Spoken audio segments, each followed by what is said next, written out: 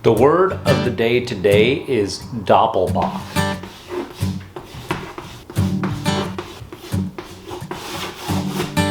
I hope I spelled it right. Dark, malty. It almost smells like chocolate covered raisins to me.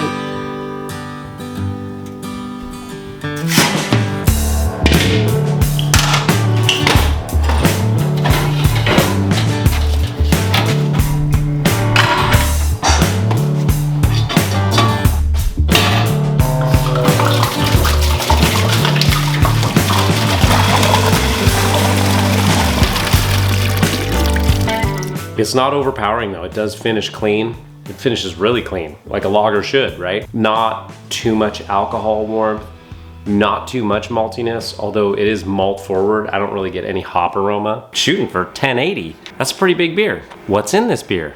Let's take a look.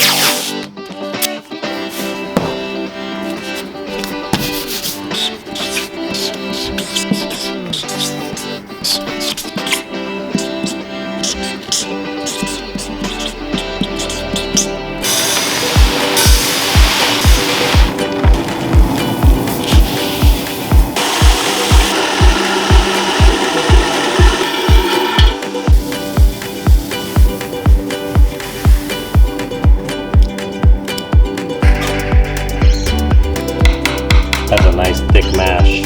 It's nice because I can get my mash in there and then I just let it sit for maybe around 10 minutes while I set up all my pumps and everything to get the recirculation going. So let's go ahead and get all that set up now.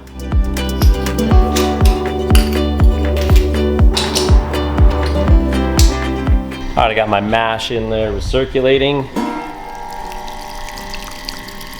Now it's time to take care of that back there. So I've got about 45 minutes to an hour while that's just gonna sit there. I'm gonna go ahead and get that beer over there kegged up and ready to go. The yeast that was in here, which is WLP 830 German lager yeast, I should have a nice big healthy yeast cake in there that'll be ready to ferment my Doppelbock. Great mouthfeel, a little full, but not too full. Still kind of light like a lager, and it does have a really nice color.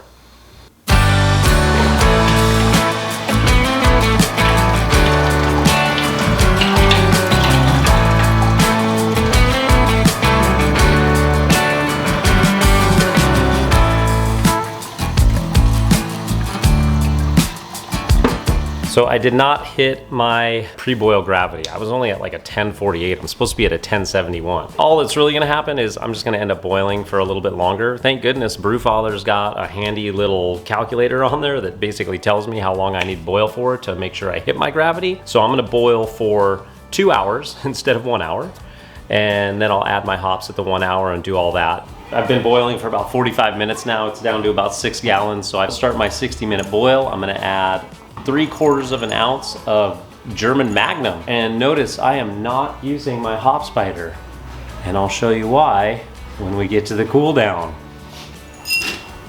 1/2 ounce of German Tettnang going in. When I think of springtime beers, I think Doppelbock. Because here, at least here in Central California, the sun is shining. It's very deceptive because I wouldn't say it's necessarily warm, but it was a beautiful day today. But I could still rock my Elementary Brewing sweatshirt and not be too hot. Now that the sun is starting to go down, it's starting to cool off a little bit, and having something that has just a little bit more kick to it is kind of nice. And this is why I didn't use my hop spider this time, because I can get an actual whirlpool while I'm chilling without the jaded Hydra in there. This is going to be the first time that I've used this to actually chill beer down. We've got 15 minutes left in the boil. I'm pumping boiling wort through this to sanitize it, and then we're gonna chill it down and see how well it goes, see how well it works.